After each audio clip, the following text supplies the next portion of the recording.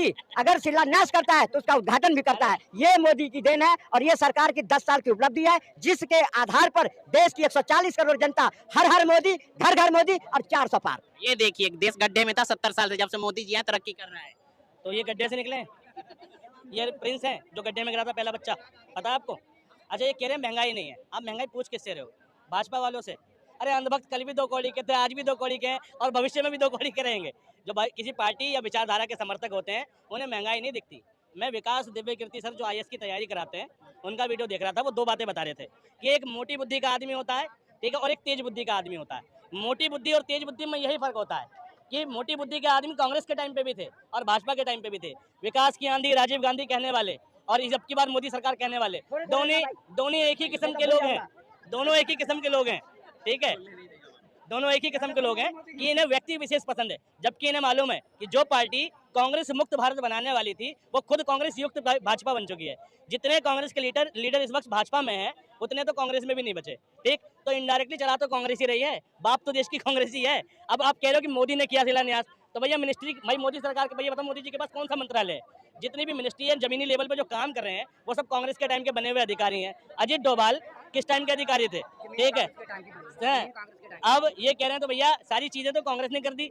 अब शिलान्यास देखो, रफ्तार तो तेज होगी ना, जब चंदे से धंधा दोगे तो रफ्तार तो तेज होगी। जब 55 करोड़ और 50 करोड़ 966 करोड़ के इलेक्टोरल बॉन्ड देके तुम टेंडर पास करोगे, ठीक है, 50 करोड़ का टेंडर 5-5 हजार करोड़ में पास करोगे, 500 करोड़ में पास करोगे तो रफ्तार तो तेज होगी। विकास की रफ्तार तो है ही, साथ में करप्शन की रफ्तार भी है। करप्शन की रफ्तार इसलिए मोदी सरकार, करप्शन बार इसलिए मोदी सरकार, करप्शन का डाल दिया चार्ज इसलिए मोदी सरकार, और 400 पार, ठीक है, चाचा बीमार इसलिए मोदी सरकार। इन्होंने कहा पतली बुद्धि, अरे पतली बुद्धि लेके तो केजरीवाल आया था, पतली बुद्धि लेके केजरीवाल आया था, आज पतली बुद्धि लेके आया और घोटाले के अंदर में जेल में सर रहा है। उसके बाद इन्होंने कहे जो गड्ढे से निकल के आए हैं, अरे गड्ढे से मोदी तुम्हें निकाला है जो 2-2 फोन लेके घूम रहे हो, हम नहीं घूम रहे, तुम घूम रहे हो। आज मोदी के समर्थक सब कहाँ जा रहा है? आज मोदी के राज में चांद पे जा रहा है, सूरज पे जा रहा है, और तुम सूरज पे भी जा रहे हैं, सूरज पे भी। और कांग्रेस के राज में तुमने कहीं 2,000 करोड़ के घोटाले करे, कहीं 5,000 करोड़ की घोटाले करे, कहीं कॉमन गेम घोटाले हो रहे, और वो घोटाले लेकर के बांट रहे हो। और वो मोटी और वो पतली बुद्धि वाले सोनिया गांधी आज क्या लेके इटली से आई थी, आज 2,000 करोड़ की मालिक बनी है। कौन सी दहेज लेके आई थी हिंदुस्तान में जो आज 900 करोड़ की मालिक बन के बैठी है? वहाँ बात बोलते तुम्हारे मुंह में दही जम जाता। ये चश्मा उतार लो, जो कांग्रेस की चश्मा हटा लो और मोदी को लग पहन लो, फिर तुम्हें दिखाई पड़ेगा विकास। सोनिया गांधी इटली से कौन सा दहेज लेकर आई थी? तो ये तो उन झुग्गी वालों से पूछो जिन्होंने 250 रुपए में झुग्गी खरीदी थी, आज वो 25-25 लाख की है। तो कांग्रेस ने 250 हजार की झुग्गियां दी थी, 25-25 लाख की हैं, ठीक है।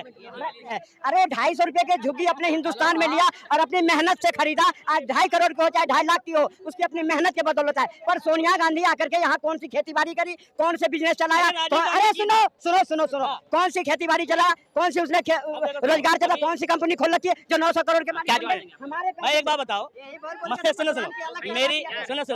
मेरी धर्मपत्नी, इनकी धर्मपत्नी या किसी और की भी धर्मपत्नी कोई संपत्ति लेकर आती है क्या? भाई जो पति की संपत्ति होती है वो धर्मपत्नी की होती है, ठीक है। भैया सोनिया गांधी पत्नी थी राजीव गांधी की, राजीव गांधी बेटे थे इंदिरा गांधी के, इंदिरा गांधी बेटी थी बीवी थी फिरोज गांधी की, ठीक है। और भैया पीछे से क्या पारसी परिवार, ठीक है, सड़क छाप परिवार तो था नहीं, ठीक है। और इंदिरा गांधी बेटी थी पंडित जवाहरलाल नेहरू, और उनके पिताजी मोतीलाल नेहरू, उनके पिताजी लक्ष्मी नारायण नेहरू, ठीक। और सबके सब खानदानी अमीर। अब खानदानी अमीर हो गया, प्रॉपर्टी नहीं मिलेगी तो तुम्हारे यहाँ मिलेगी।